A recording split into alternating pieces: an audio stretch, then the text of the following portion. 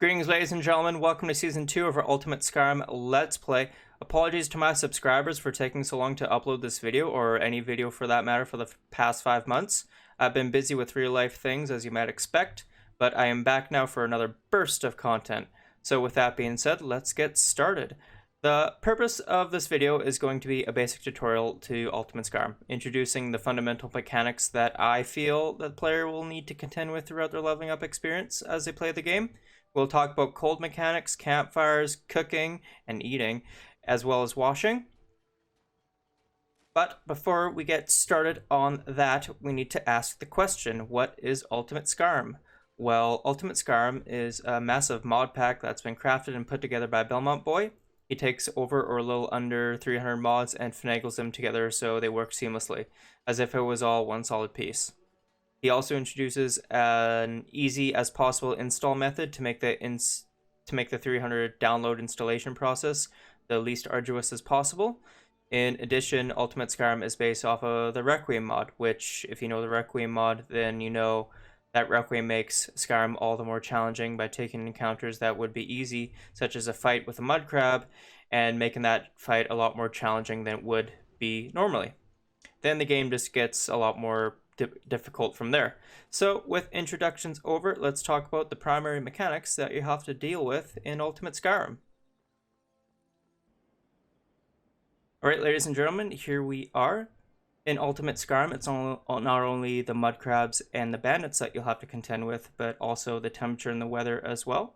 As you can see, it's very cold outside, and the coldness is going to be a constant enemy for you, so you have to learn how it happens, where it happens, and how to counter it.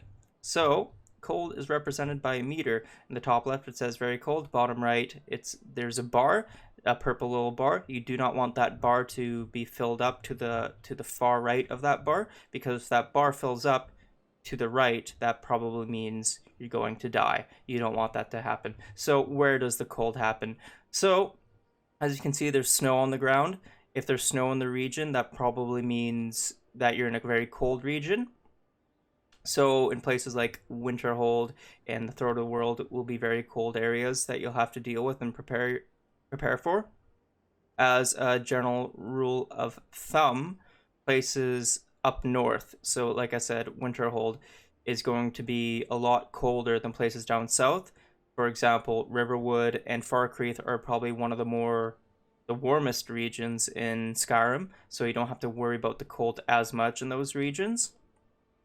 Another thing that you can use to combat the cold is the temperature as well. Oh, sorry, not the temperature, is armor as well. So right now I'm showing you a Cotton Mage hood. It has a warmth rating of 25 and a coverage of 43. I'll get into these in a minute. And as you can see, a fur hood basically has the same sort of like functionality as a Cotton Mage hood. Has a warmth of 45 and a coverage of 14. And here's your total down here, as you can see. It's based off of all the warmth ratings and the coverage ratings of all your gear that you have equipped. So what's the difference between these 2 points? Well, coverage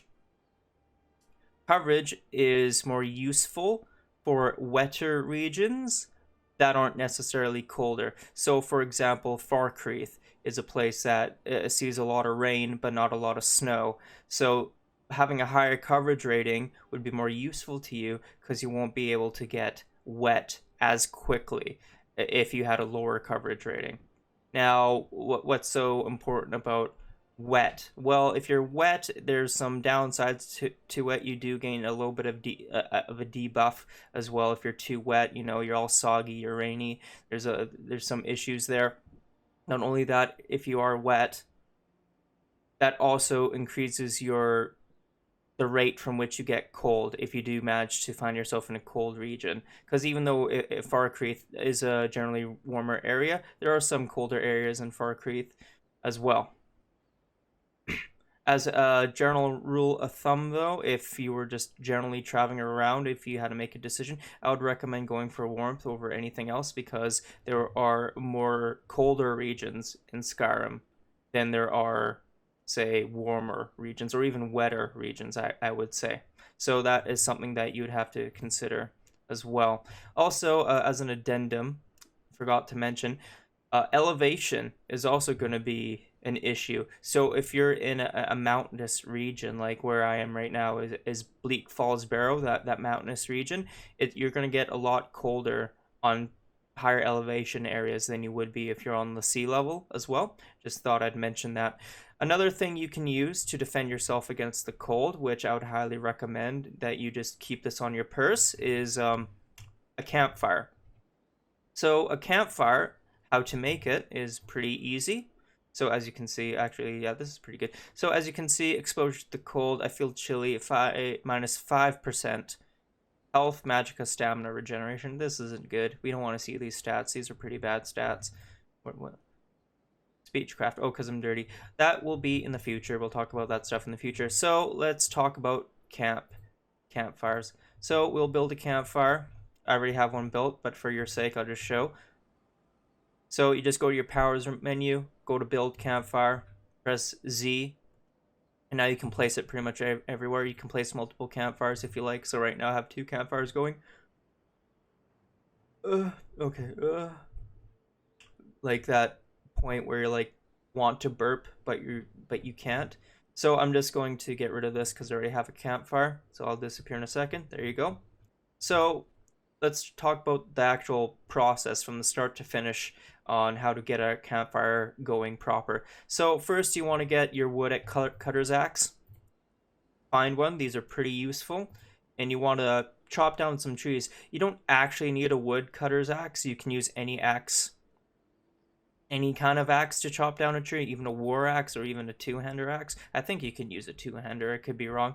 But you want to find an axe of some sort and start chopping down some trees, or finding those wood gathering nodes, like the ones you would find at Riverwood Lumber Mill. You know the ones I'm talking about. You press E on them and you start gathering some firewood. You want to use either that or chop down some trees, and then you will have some wood. Okay, that's what you'll get. And then from there we want to go to our crafting ledger. Again, this is the process on how to get a campfire started. So we want to break down our wood. You can also break down other kinds of woods as well. So right now I have a wooden torch. You can break that down into kindling because you need kindling to start fires, or you can even break down a wooden walking stick, because I did make a wooden walking stick earlier. But we're going to use our wood because that's the easiest way to get a fire started. So we're going to break down some wood into kindling. So yes, let's break it down again. There you go. So we have 8 kindlings going, but now we need tinder as well to get the actual fire started. You know, the initial little baby fire. So we'll make some crude tinder. That's from the kindling we just made. And now we can start making the fire. The campfire. Okay, where are you? Where are you? Okay, here we go. Use, skip, because I'm the tutorial. So prepare fire. Yes, we'll throw some kindling down. As you can see, we have some kindling in the middle. Add tinder. That's what we just made from the kindling that we had, or extra kindling. And now we're going to light the fire. So also, I need to mention, depending on the weather, it will increase the time it takes to start a fire. So right now, if there's a blizzard outside, but also if it's raining outside or if it's windy or whatever, just general bad weather, it will increase the time it takes to start a fire. Think about maybe 7 seconds extra longer than it would have been normally if it was okay weather. But it should start up any second now. It will tell you that it's almost ready to start when there's smoke blooming up from the middle here. So any second now it will appear, the actual fire itself. Any second now. Okay, so here we are. So now at this point, because it's just a baby fire, it's not very useful. We want to upgrade to flickering campfire. As you can see, it requires 5 kindling, so we're going to do that right now. Upgrade. Okay, so now we have an option to upgrade to an uplifting campfire. Uplifting campfire provides strong warmth for 6 hours and provides a bonus to skill experience gain. That's pretty good. So we're going to upgrade that using our wood. We have extra wood on us. Alright, so now we can upgrade it again to an inspiring. Provides a very strong warmth for 12 hours and provides a strong bonus to skill experience gain. Excellent. We like those bonuses. So there you go. That's pretty much your lot for Campfire. But now that we have a super powerful Campfire that provides the best kind of warmth that we can get as a player that can put down their own sort of unique warmth. Now our because we're even in this blizzard right now, and our warmth is, or coldness is going down. So as you can see, that bar is empty. That means we're getting super warm. Not only that, but campfires do have a skill. So now you have skills now that will increase the abilities of your campfire and just your general survivability in the weather, which is very good. So for example, say Firecraft. So lights campfires 7 seconds faster in all weather conditions when using strike stone. Very nice. We like lighting the campfires a lot more faster than we did previously. Those are pretty good. We like that. Next skill. So now we have, say, adaptation. So increases warmth rating by 20, just straight up. So you have all these little extra stats that you can gain by just using campfires and just generally surviving out in the wilderness like a real man, okay? Pretty nice. Look at this as well. Exposure increase from frost spells and attacks is reduced by 25%. That's another thing you have to consider in Ultimate Skyrim. Frost spells will increase your coldness rating, and that's not good because now it's like, not only frost will slow you down, but it will also just make your life generally a living hell, because now like, oh, now I'm super cold and now I'm going to die of frostbite or whatever, even though it may not, the spell itself may not be even that damaging. So just stuff like that. You can swim in frigid water 50% longer and no longer drain your stamina. Oh my goodness, that is so good. What a nice little stat bonus right there. So there are lots of benefits right now to be using a campfire system. You know, just throw on a campfire, get nice toasty warm, and just chill out for a bit and just gain some skills. Very nice, very nice. Another thing you can do is place a cooking pot. A cooking pot can be bought or built at a blacksmith with the obvious gear. So you probably noticed that it filled up with food. A cooking pot can't just be used on any sort of campfire. It can be actually be used on any open flame. For example, let's just pick up, because I can just put this down manually. So right now I have a cooking pot. If I click on it, I can just place this anywhere technically, and I'll put it right there. Oh, maybe not. Don't want to put it too close, so I'll never be able to pick it up again. Come on. What's happening? Don't embarrass me like this in front of the people.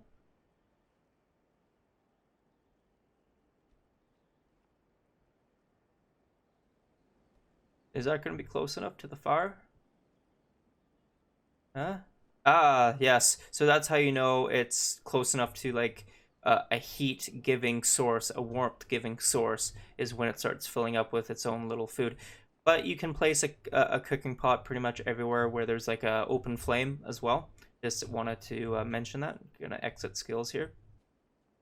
So, speaking of cooking pot, let's talk about food and drink. So, in Ultimate Skyrim, food and drink is also going to be very important as well.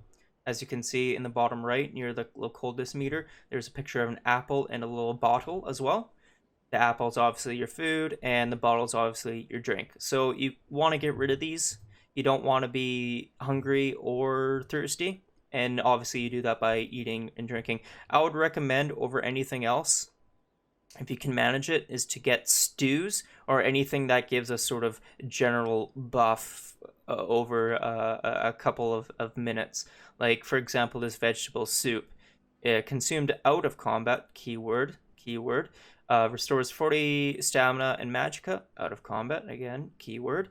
Magicka regenerates 15% faster for, I think that's 20 minutes total, which is very generous, very generous. And then we can just eat 2 of those. Okay, or 1 of those. So as you can see, that apple faded. That means you only need to eat 1 extra one more extra piece of food in order to get rid of that apple, and then it'll go away. So we're going to eat it again. I should also mention what the slightly stale means. It means that over time, food will rot. So eventually, if I leave this alone and I don't eat it, it'll rot completely, and I won't be able to consume it at all. It'll even make me sick if I consume it when it's like super stale, and we don't want to be sick at all. If you've ever been sick in real life, you'll know what I'm talking about, right? So we never want this to happen.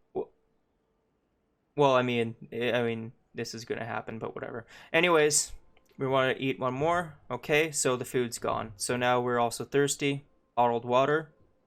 You can, let's fix this, non-alcoholic, and that's a little glitch right there. So bottled water is interesting. You can get bottled water from a wine bottle, and then going to your crafting menu, and you can even empty the wine bottle into an empty bottle, and just use the empty bottle at a fresh water source, okay? So not all water sources are going to be drinkable. So up north, obviously where the sea is, the ocean, you can't drink that water at all. So don't think it's a bug or a glitch if you can't drink some waters. It probably means that's salt water. But if it's a fresh water source, all you need to do is get the bottle. Okay, you have an empty bottle in your inventory. Walk into the water until you're like knee deep, and then click on the empty bottle, and then it'll become bottled water. And you can drink that. So I'm just going to drink it right there. I think you can also create bottled water, but don't quote me. Or not bottled water, I should say, but just regular water, glass water. But don't quote me. Glass water. No, glass bottle, sorry. But don't quote me on that. So, yeah, that's basically my hints right there. You want to just stay thirsty, or not thirsty, quenched and well fed. So right now we have a varied diet. We have fortify warmth because we had a hearty meal, have some vegetable soup. So we like buffs. Ultimate Skyrim is all about buffs. You eat, you drink, you get warm, you stay well rested, and you gain all the buffs you can as much as possible, because that will help you out immensely. It all adds up. It all adds up, folks. So I'm just gonna pick this up. So yeah, let's use it because I can. So unfortunately, I don't have any ingredients. I forgot to get some. You can make your own ingredients as well if you want. Boop, there you go. But I forgot to bring some food to show off some like cooking stuff. But it's very simple. Ooh, textures on that. The hell? Anyways. But yeah, it's pretty straightforward. You played vanilla Skyrim. Get some stews in you. Look at that. Very delicious. You want stews over anything else, or just, as I said, anything with a buff. So we'll pick that up. So as you can probably see, oh, sorry for that cut there, ladies and gentlemen. There was a break in the tutorial. Sorry about that. So as you can see, I do have 2 tents out right now. So they do come in 2 sizes, both small and large. These are the small sizes, and they also come in 2 types. This is the fur one, this is the leather one. The leather one looks like a real tent, obviously, but it's also, I'm in the fire, that's okay, I can burn. But the leather one is a lot more useful in, say, wetter climates than the fur one is. So if you're in Farcrete, again, as an example, this would be a lot more useful to you than a fur one is. Though I would say overall the fur one would be more useful because it provides the most warmth versus, say, the leather one. Though I will say, due to testing, regardless of if you're in a leather tent or fur one, each of them should be able to stop you from dying of frostbite regardless. So if you're in a blizzard and you don't have a campfire and you're like on the cusp of dying, but you do have a tent and you only have a leather one, the leather one should be able to protect you from the weather, I should say. Also, in addition, speaking of protecting you from the weather, anything that has a roof over it, so not just this, like tents, but just anything that has a roof, so over there at Bleak Falls Barrow, if you've been there, you know there's a little bit of an awning, a little bit of a roof. If you go under that, that'll count as shelter as well, which will also protect you from the elements to a certain degree. Not too much, naturally, because it is still a wide open space, but it may provide you just that little extra amount necessary to keep you alive. So that's another thing you can consider. Even a fallen log that's sort of like overhanging over like a pathway can provide a kind of shelter because it's technically a roof. You know, if you see, there's a log, if you visualize it, and you're just standing underneath it and it's raining outside, the log will protect you from the rain. It will keep you dry. So that's another thing you can consider as well. So these are the two types, like I said, leather and fur. They do come in two sizes, large and small. These are the small, and they also do have multiple bedrolls. So if you do have companions with you, you can have like a bunch of beds. Oh, the air is bone chilling. Ooh, stand right in the campfire. So if you have companions, you can have multiple bedrolls for your companions. You know, living life, living life. You know, camping out. Yeah. Yeah. So, anyways, ladies and gentlemen, that concludes this sort of section of the tutorial. In the next section, we'll be talking about washing ourselves.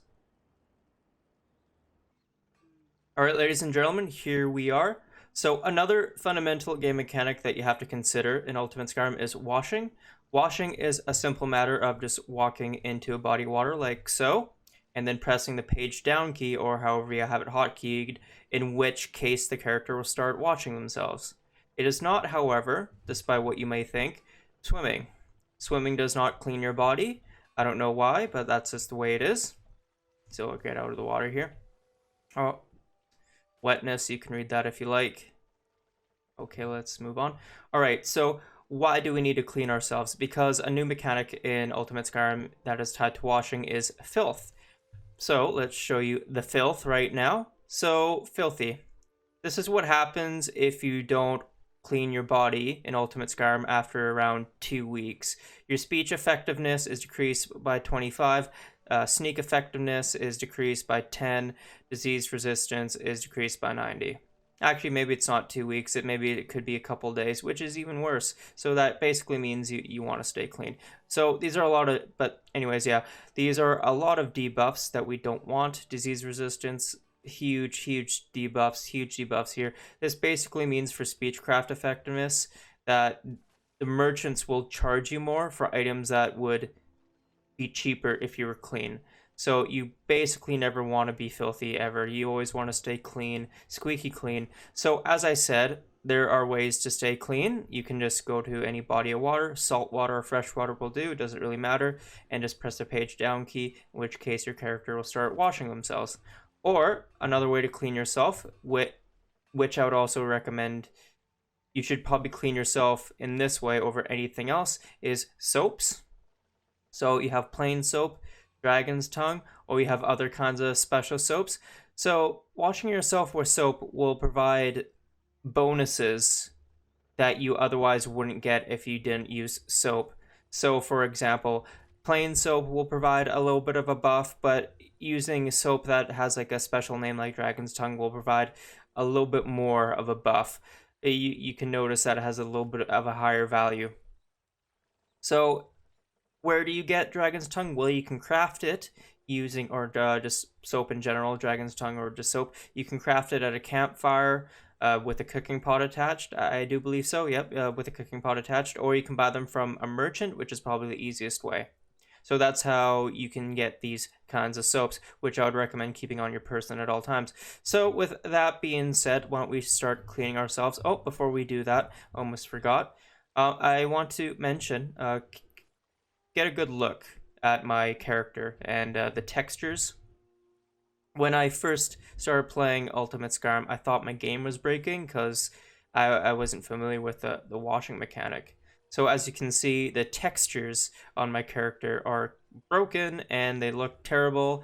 I just want to inform you that if your character does look like this, it's not your game breaking, it's just the visual way of showing you that your character is dirty. You're probably very filthy. So why don't we clean this filth, clean it so we don't look at it, this disgusting creature. So we're going to use our dragon's tongue. So it's very easy to use. You have it in your inventory, and then you just sort of left click it like so. We're gonna use the dragon's tongue. There you go, left click. So you see the textures are now cleaning up. Our character looks nice and clean now. Character's clothing, I should say. So you see the character, there's a soap all over him, all very nice and clean. That's exactly how I wash, by the way. I just sort of stand there and sort of look like I'm falling over. Alright, so our character's nice and clean.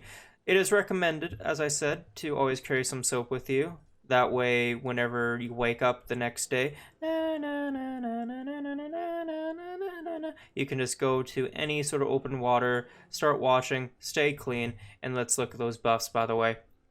So this is your clean buff, because we just cleaned ourselves. Speechcraft effectiveness increased by 5. Disease resistance increased by 50%. Not bad. That rock joint is a killer. We want to defend ourselves against that. We also do have the buff from, where are you? The dragon's tongue. There we go. Scent of the dragon's tongue. We do have it. There we go. We do have the buff. Unfortunately, it doesn't really appear as far as numerals are concerned. I've been trying to figure out a way how to, like, where it would show up, but it's there. So we have the resist fire. That's from the dragon's tongue. Fortify barter, which is always good. Why wouldn't you want to be able to get a little bit extra from selling your belongings? So yeah, always bring soap with you. Carry it on you. Love it. Live it. Yeah. So ladies and gentlemen, that is the conclusion of this tutorial. So I'd like to thank you all for watching, and I'll see you in the next one. Bye-bye.